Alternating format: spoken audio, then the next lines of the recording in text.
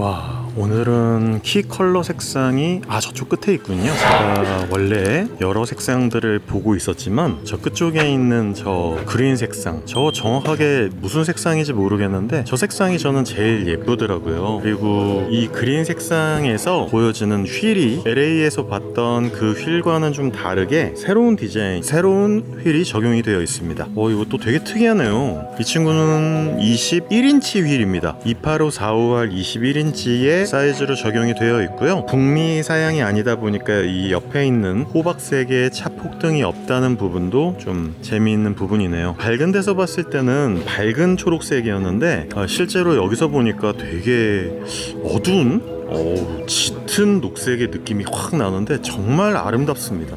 두 번째 봐서 그런지 너무 예쁜데?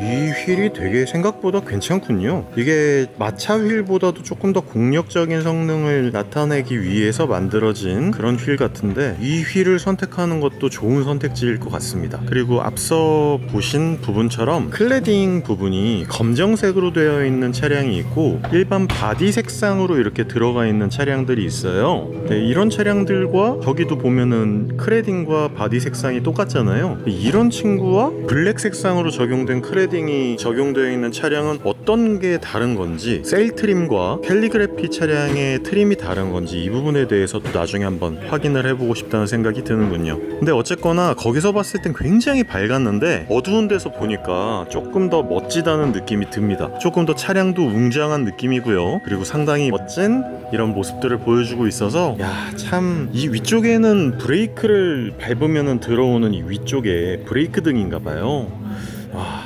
멋지다.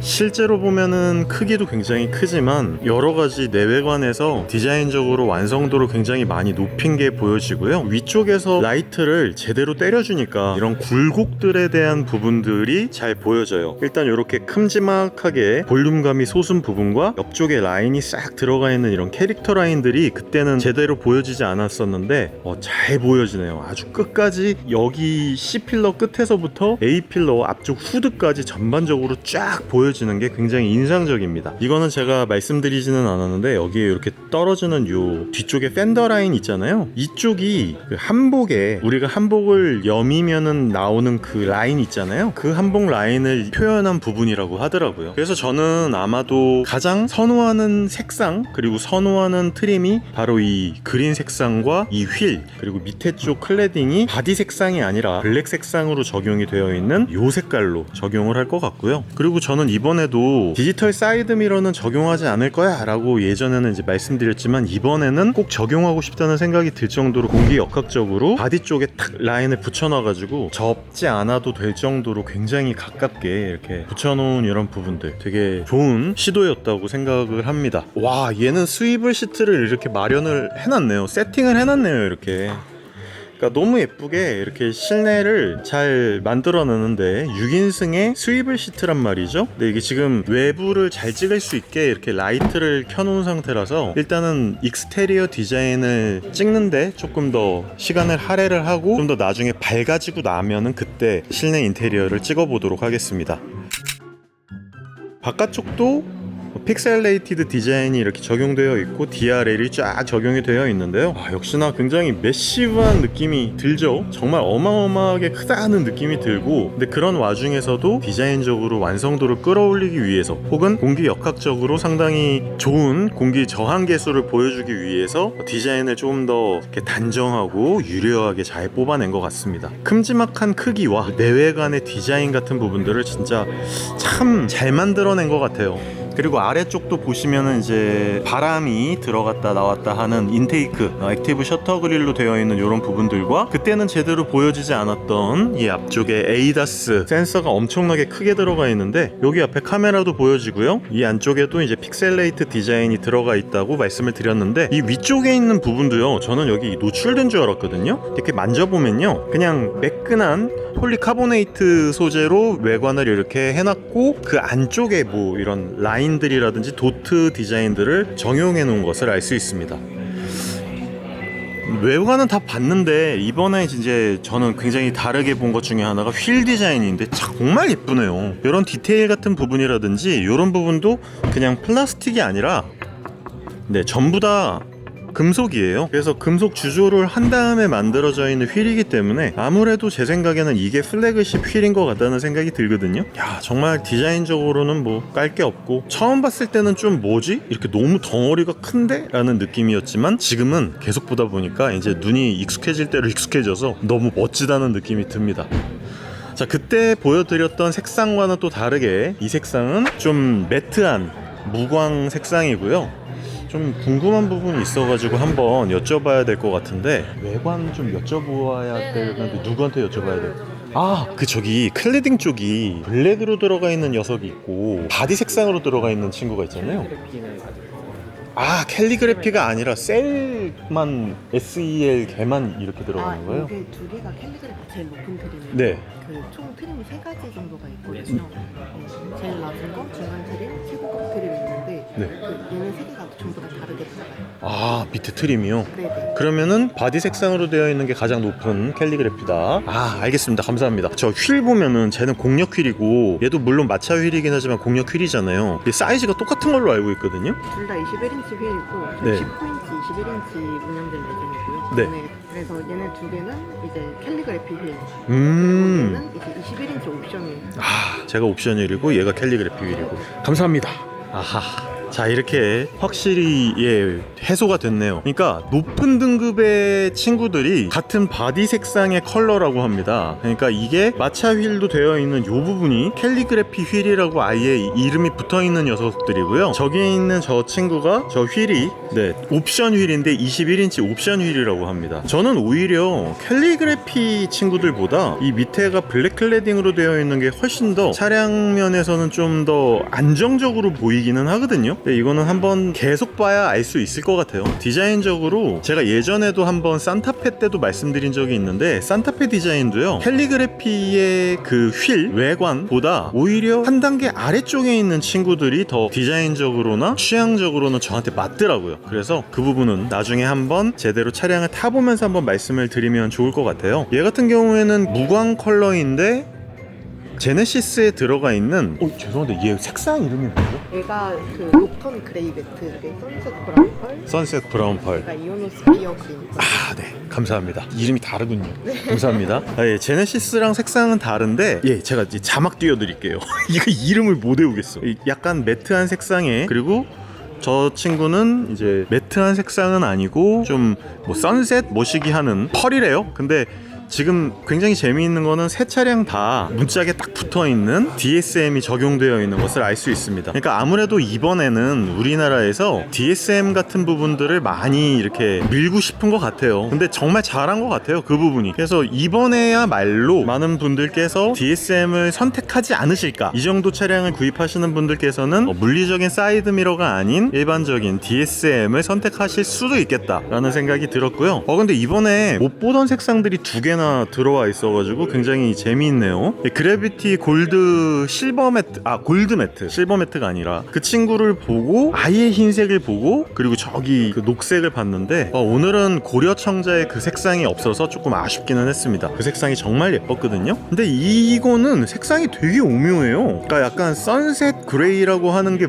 왜 그런지 알겠어요. 왜냐하면 골든타임 때 햇볕이 차 이렇게 보일 때 막 보라색도 느껴지고 주황색도 느껴지고, 이 펄에 따라서 각도에 따라서 색상이 조금 변화되는 이런 느낌들이 이 하나의 약간 보랏빛이 나는 이 색깔에 전부 다 표현이 되어 있는 게 굉장히 재미있습니다. 그 도료에 대한 느낌을 조금 더 업그레이드 했으면 좋겠다라는 생각을 되게 많이 했었는데 정말 예쁘네요. 이게 보라색에 노란색, 금색, 주황색이 다 포함되어 있는 색상이 도료라서 얘는 사고 나면은 이거 색상을 다시 재건하기가 굉장히 어려울 것 같거든요. 이거 색상은 피해야겠다. 예쁘긴 오지게 예쁜데 좀 조심해야 될 것 같다는 생각이 듭니다. 그리고 역시나 이제 매트 색상인데, 제가 그때도 LA 때 가서 봤을 때 이 옆에서 이 단차가 좀 안 맞는 느낌인 거예요. 그래서 이거 어떡하지? 이랬는데 다행히 잘 맞춰놨네요. 이게 단차가 안 맞으면 모듈 부분에 보이는 부품 수가 많기 때문에 조금만 단차가 안 맞으면 티가 단번에 나는 부분이거든요. 그래서 이 부분이 이 옆쪽 단차, 위쪽 단차를 다 맞춰야지 되게 잘 보이는데, 얘도 지금 정면에서 봤을 땐 잘 보이는데 위에서 이렇게 보면은 단차가 또 조금 안 맞아 보이죠. 이게 이렇게 끊기는 파팅 라인 부분에서의 한계거든요. 그래서 이런 것들을 잘 맞춰야 되는데, 양산 차량에서 얼마나 이거를 잘 맞춰줘서 나올지 한번 기대해 볼 만한 부분입니다. 여기도 이제 아이오닉 9이라고 써져 있고요. 그리고 문을 이렇게 열어보면, 얘도 지금 보면 그때도 이제 말씀드렸듯이 문짝을 전부 다 이렇게 덮는 형태로 만들어져 있다 보니까 되게 편하게 세차를 하거나 비가 왔을 때도 문제 없이 이렇게 문을 딱 닫을 수 있게끔 만들어 놓은 부분 좋고요. 그리고 얘는 이제 릴렉션 시트인가 봐요. 그래서 이렇게 진동 마사지 기능도 들어가 있고, 그리고 이렇게 뒤로 확실하게 누울 수 있게 이렇게 만들어 놓은 이런 부분들도 너무나 잘 되어 있습니다. 대신에 이런 시트는요, 완전 폴딩이 되지 않기 때문에 차박이 용이하지 않다라는 부분, 이 부분은 생각해 주셔야 될 것 같고요. 완전 폴딩이 되지 않기 때문에 제가 지금 완전히 깜짝 놀란 게, 그냥 집에 갈라 그랬거든요. 근데 이건 릴렉션 시트가 아닌데, 이게 릴렉션 시트가 풀플랫이 된다고 해서 지금 이 부분 확인해 보려고 왔습니다. 깜짝 놀랐네. 설마 릴렉션이 풀플랫이 된다고? 한번 확인해 보도록 하겠습니다. 헐, 설마. 대박.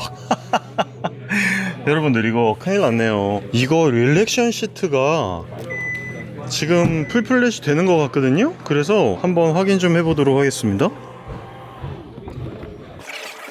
헐, 이렇게 되면은 일부러 스위블 시트를 하지 않아도 되거든요. 와, 대박. 와, 이게 원래 EV9에서는 릴렉션 시트, 안마 시트를 하게 되면은 이렇게 플랫이 안 됐거든요. 근데 얘는 플랫이 되네? 큰일 났네. 와, 물론 일반적인 그 스위블 시트보다는 살짝 조금 더 높아지는 느낌이 약간 있어요. 약간 높은데 충분히 차박킹 깔고 나면은 차박하는 데는 전혀 문제 없을 정도로 와, 풀플랫이 가능합니다. 어떡하냐?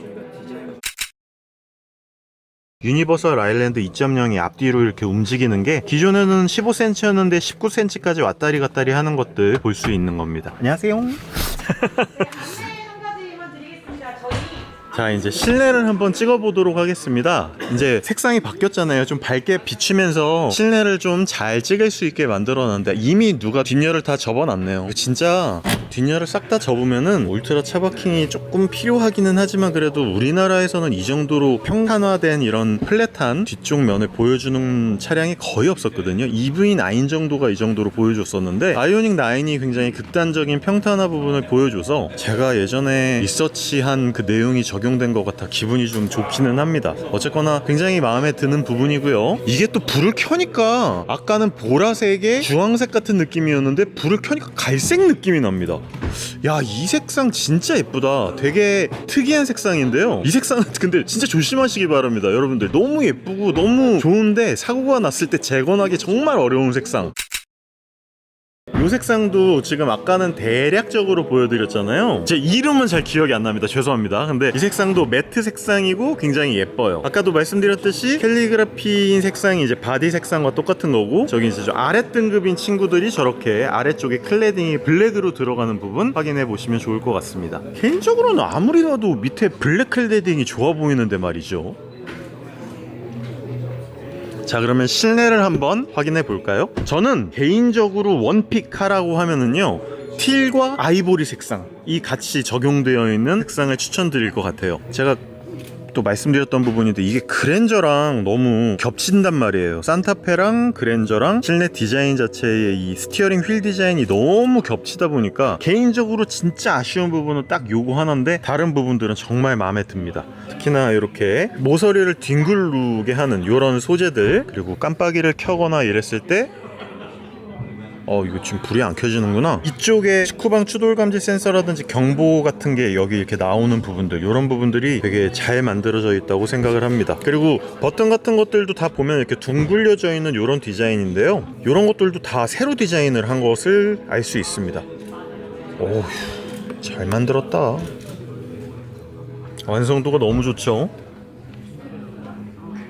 근데 제발 이 파킹 EPB 버튼 요거를 여기다 꼭 넣어놔야 되나 항상 내가 얘기를 하는데 요거를 이쯤에다 좀 넣어놨으면 얼마나 좋았을까라는 생각이 들고. 아, 이거 바뀌었네요. 이게 우리나라에 들어오면서 이게 이제 스타트 스톱 요 버튼이 예전에는 그냥 검정색 버튼이었거든요. 근데 이걸 갖다가 이제 누를 수 있게 만들어놔서 잘 보입니다. 요거 되게 좋네요. 이 모듈이 바뀌었거든요 지금. 그래서 앞뒤로 왔다 갔다 움직일 수 있고요. 버튼 눌러가지고 터레인 모드, 드라이브 모드 변경할 수 있는 부분들, 그리고 여기에 어라운드 뷰 버튼 누를 수 있는 이런 부분들 너무나 잘 만들어 놨죠?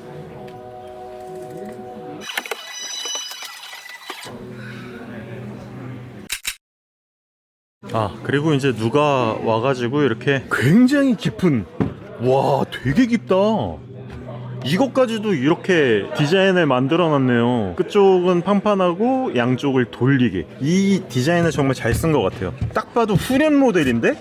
왜냐면 이게 이렇게 덮개가 있고요. 이걸 이렇게 깊게 넣어놨어. 와, 4륜 모드인데 이 정도 깊이면 나 인정한다 진짜. 근데 이게 아마 후륜일 겁니다. 아, 요거 이 깊이 정도가 들어가면 정말 좋은데 이 부분을 좀 확인해 봤으면 좋겠네요. 후륜일 것 같긴 한데 한번 물어보겠습니다. 깊이가 깊은 거라고 합니다.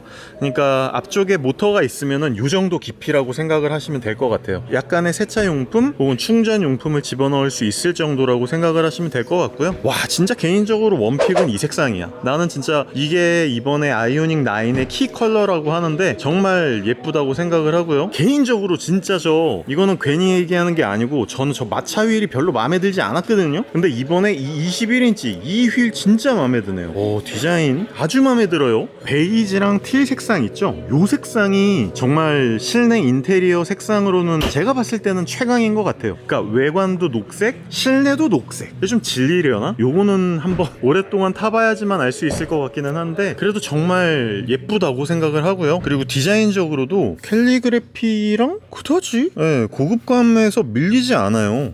이런 부분들도 여기도 보면 약간 끈적끈적한 디자인이 쓰여진 것도 똑같고 요소가 쓰여진 것도 똑같고. 야 이렇게 스위블로 만들어 놓은 게 너무 좋지 않습니까? 물론 가족들끼리 어디 가가지고 이렇게 앉아서 대화할 일은 별로 없어요. 그런데 제가 예전에 어떤 일을 해봤냐면 요렇게 앉아가지고 스위블로 해놓고 여기 위쪽에다가 모니터를 달아놓고 여기서 앉아서 영화를 본 적이 있었거든요. 근데 굳이 그럴 필요는 없겠더라고요, 제가 생각했을 때. 그래가지고 어차피 이 친구 갖다가 일렉트릭 오피스를 쓸 거니까. 와, 이거 좋다. 제가 EV9 때 천장에 공조기가 있어서 너무 좋다라고 말씀을 드린 부분을 이런 식으로, 나 이거 미국에서 못 봤던 부분인데 너무 좋다.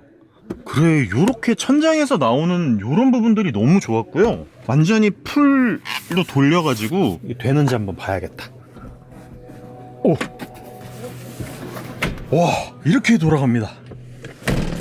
자, 보세요. 얘가 지금 전동식으로 들어가 있는지 모르겠지만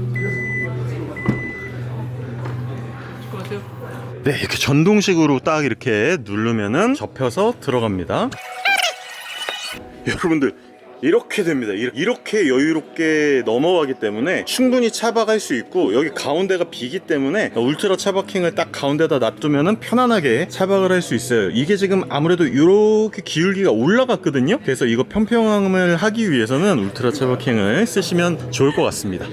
그리고 이렇게 전동식으로 올라오는 부분도 너무 좋아요. 개인적으로는 상당히 만족스러운 부분이고, 3열에 앉아보시면은 성인 3분, 성인 4분 정도는 충분히 헤드룸 자체도 공간이 남기 때문에 이렇게 뒷좌석을 올렸는데도 불구하고 한 모델 Y보다는 조금 덜한 그 정도의 수납 공간은 나옵니다. 이제 여기 12V 180W로 이제 출력이 되는 부분과 여기 이렇게 뚜껑을 열어서 문을 닫고 열고 할 수 있는 이런 부분.